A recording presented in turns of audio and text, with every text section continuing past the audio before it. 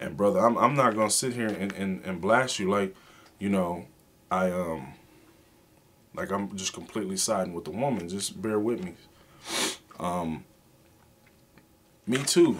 I'm a man. I'm gonna keep 100 with y'all. Israel. I'm a man, and my wife has to be physically attractive to me. I'm not going I'm not going to downplay your question and act as though, you being too abrasive, you're not being sensitive enough. No, you aren't being sensitive enough, but you have a very valid point. You have a very valid point. Years ago, okay, after my wife had our first child, um, she started to put on a little bit of weight, and I am. I'm gonna just give you a little history about myself. I'm a person who I like to stay fit. I like to stay in shape. I work out at least 5 times a week. I run every single day. I mean, I know you probably can't tell right now because you're just getting a headshot, but I'm a pretty big guy, and I keep myself pretty tight, and I wanted my wife to be, kept tight. I want your body to be nice. I have to be sexually attracted to you. This is a lifelong deal. If I'm gonna be out and about, and I'm seeing all these nice, beautiful women out here, and I gotta come home to something that really ain't doing it for me, that's gonna be rough. And I'm gonna show you, husbands and wives, where in scripture you gotta understand the responsibility that we have to each other. And you have to say, wait, you know what? I have to consider more than just myself when I sit down to eat. I have to consider more than just, when I'm lazy and don't want to get up and work out. I got to consider more than just that, because you know what? It is very, very important that we keep ourselves in shape. I know, a lot of us who are, new into the truth, we have a tendency to become a little bit too spiritual, and we kind of neglect the natural aspect of life and of marriage. Right now, I'm getting ready to read 1 Corinthians 7, verse 4 and 5. And it says, "The wife hath not power of her own body, but the husband. And likewise also the husband hath not power over his own body, but the wife. Defraud ye not one the other, except it be with consent for a time, that ye may give yourselves to fasting and prayer, and come together again, that Satan tempt you not for your incontinency." Now, the brother Shaul, what he was saying here was, he was talking about fasting. He was saying that because, a lot of time when we fast, we abstain from sexual relations. But he was saying, come back together again right after that, so that you aren't tempted. That you aren't tempted by Hashatan. And the parallel that I want to put there is the fact that, okay, if you are not physically attracted to your wife, that is going to become an extreme thorn in your flesh, as well as husbands. If you aren't physically attracted, y'all can't get out of it either. If you are not doing everything possible to be physically attractive to your wife, that's going to lead into other areas of temptation in your marriage. It does not mean that somebody's going to go out and commit adultery, but you know what? Some brothers may struggle with that. And wives, you gotta say, hey, you know what? If I don't have power over my own body, meaning I can't just do what I want to do with this body, I have to consider him.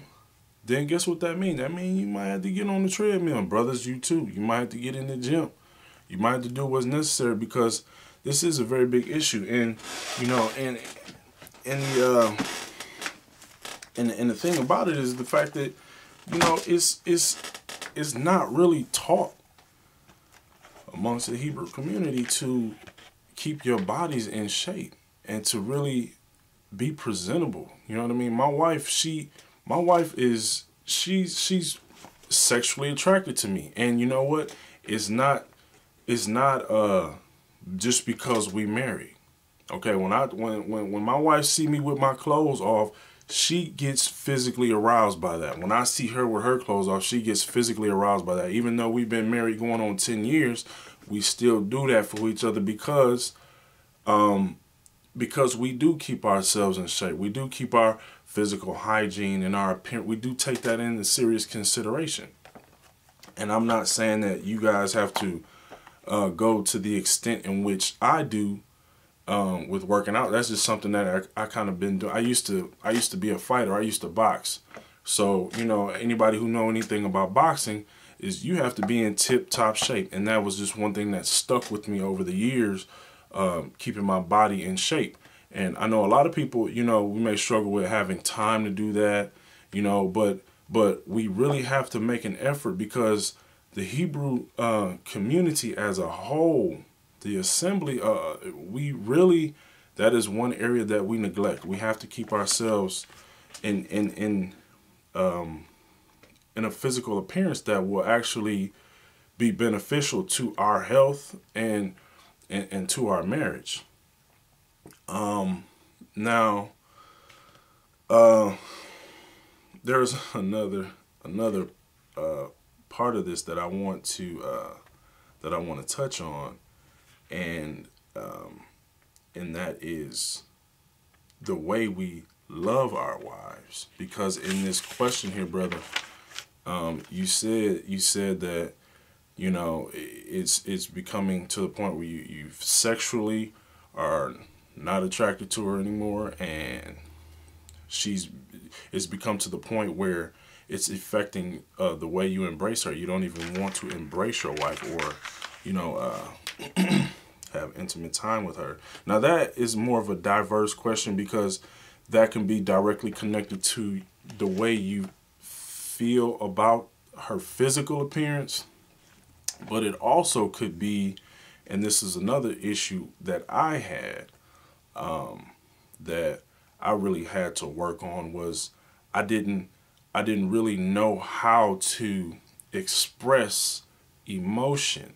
I didn't really know how to take the time to hold my wife, to kiss my wife, to literally to make love to my wife. And I'm not talking about in the sense of just sexual intercourse. I meant, you know, because love making is something that's done throughout the day.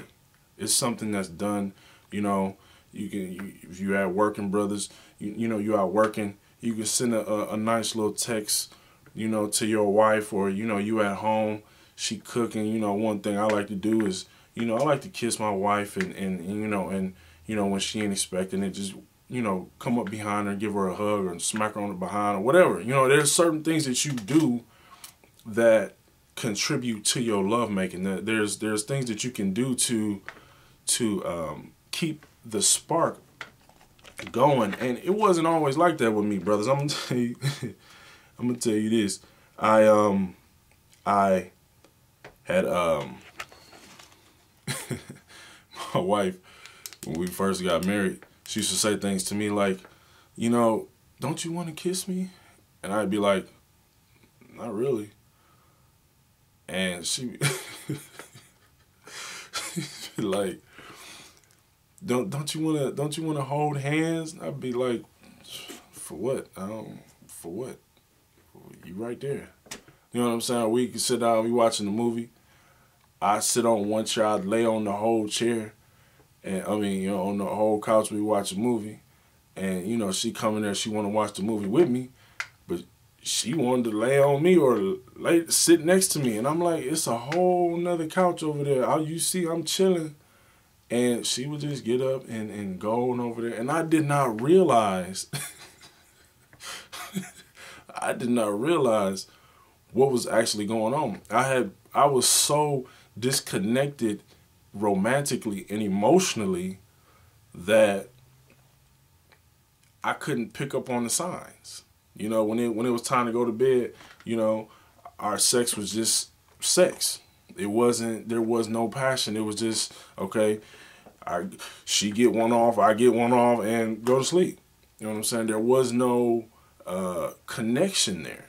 You know, there was no intimacy, and there was no passion there. There wasn't anything there other than just the physical aspect of it.